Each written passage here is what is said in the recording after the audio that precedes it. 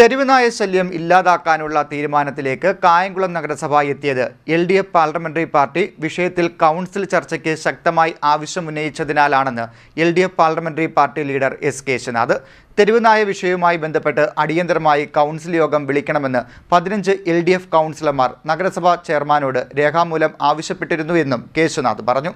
നഗരത്തിൽ അനിയന്ത്രിതമായ തെരുവുനായ ആക്രമണം തടയാൻ കായംകുളം നഗരസഭാ കൗൺസിൽ തീരുമാനമെടുത്തത് LDF ഉന്നയിച്ച ആവശ്യം ഫലം കണ്ടതിൻ്റെ സൂചനയാണെന്ന് നഗരസഭ LDF parliamentary party leader S. Keshavanath പറഞ്ഞു. ഈ പ്രശ്നത്തിൽ വളരെ അക്രമ സ്വഭാവമുള്ള നായ്ക്കളെ ഷെൽട്ടറിൽ എത്തിക്കുന്നതിനും അതുപോലെ തന്നെ കടിയേറ്റ മുഴുവൻ നായ്ക്കൾക്കും പ്രതിരോധ വാക്സിൻ എടുക്കുന്നതും അക്രമകാരികളായിട്ടുള്ള നായ്ക്കളെ കണ്ടു കഴിഞ്ഞാൽ അവയെ തുരത്തുന്നതിനാവശ്യമായ നടപടികൾ സ്വീകരിക്കണമെന്ന് കൗൺസിൽ ഏകകണ്ഠമായി തീരുമാനിക്കുകയുണ്ടായി. ഇത് നടപ്പാക്കാൻ ഭരണ നേതൃത്വം ജാഗ്രതയോടുകൂടിയുള്ള ഇടപെടൽ നടത്തണം. അതുപോലെ തന്നെയാണ് മറ്റൊരു വിഷയം, മൊബൈൽ FSTP പ്രവർത്തിപ്പിക്കുന്നതുമായി ബന്ധപ്പെട്ട വിഷയത്തിൽ ജില്ലാ കളക്ടർ തന്നെ ഇതുമായി ബന്ധപ്പെട്ട 6 മാസക്കാലമായി ഇത് പ്രവർത്തിക്കാത്തതിനെ സംബന്ധിച്ച് റിപ്പോർട്ട് തേടിയിരുന്നു. ആ റിപ്പോർട്ടിൻ്റെ അടിസ്ഥാനത്തിൽ ഈ ഇടതുപക്ഷ ജനാധിപത്യ മുന്നണിയുടെ ആവശ്യത്തിൻ്റെ കൂടി അനുസരിച്ച് ഇന്ന് കൗൺസിൽ യോഗത്തിലെ അടിയന്തര അജണ്ട അതുകൂടി ഉണ്ടായിരുന്നു. ഇത് വളരെ സമയബന്ധിതമായി ഈ മഴക്കാലത്ത് ഇത് കായംകുളം പട്ടണത്തിൽ നടപ്പാക്കണമെന്ന് വളരെ ശക്തമായി ആവശ്യപ്പെട്ടതിൻ്റെ അടിസ്ഥാനത്തിൽ ഇത് നടപ്പാക്കാൻ വേണ്ട നിർദ്ദേശങ്ങൾ സെക്രട്ടറിക്ക് നൽകി തീരുമാനമുണ്ടായി. ഇതാണ് ഇതുമായി ബന്ധപ്പെട്ടുകൊണ്ട് ഇടതുപക്ഷ ജനാധിപത്യ മുന്നണി എന്ന രൂപത്തിൽ ഞങ്ങൾക്ക് പറയാനുള്ളത്.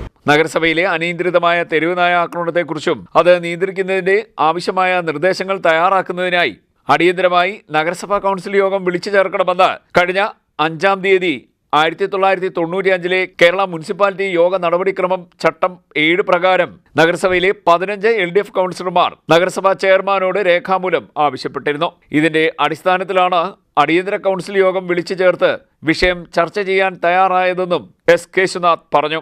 അക്രമകാരികളായ തെരുവ് നായകളെ കണ്ടെത്തി ഷെൽട്ടറുകളുള്ള സ്ഥലത്തേക്ക് മാറ്റുന്നതിനും നഗരസഭ 3-ാം വാർഡ് അടക്കം തെരുവുനായ ആക്രമണം ഉണ്ടായി എന്ന് സംശയിക്കുന്ന സ്ഥലങ്ങളിൽ മുഴുവൻ നായകൾക്കും വാക്സിൻ എടുക്കുന്നതിനും നടപടി സ്വീകരിക്കുക, തെരുവ് നായകളുടെ എണ്ണം വർദ്ധിക്കാതിരിക്കാനുള്ള നടപടി സ്വീകരിക്കുക, ആരോഗ്യ വിഭാഗം കാര്യക്ഷമമായി ഈ വിഷയത്തിൽ നിരീക്ഷണം നടത്തി നടപടികൾ സ്വീകരിക്കുക തുടങ്ങിയ നിർദ്ദേശങ്ങൾ യോഗം അംഗീകരിച്ചുവെന്നും കേശവനാഥ് പറഞ്ഞു. അതേസമയം കായംകുളം നഗരസഭയിലെ FSTP മൊബൈൽ ശുചിമുറി മാലിന്യ സംസ്കരണ പ്ലാന്റ് പ്രവർത്തിപ്പിക്കുന്നതിനുള്ള O&M ഓപ്പറേഷൻ ആൻഡ് മെയിൻ്റനൻസ് കമ്പനിയുമായി മുൻ LDF ഭരണസമിതി 6 മാസക്കാലത്തേക്കുള്ള ധാരണയിൽ ഒപ്പുവെച്ചിരുന്നു. എന്നാൽ പിന്നീട് അധികാരത്തിൽ വന്ന UDF ഭരണസമിതി LDF കൊണ്ടുവന്ന പദ്ധതി അട്ടിമറിക്കാനുള്ള നീക്കമാണ് നടത്തിയതെന്നും LDF പാർലമെന്ററി പാർട്ടി ആരോപിച്ചു.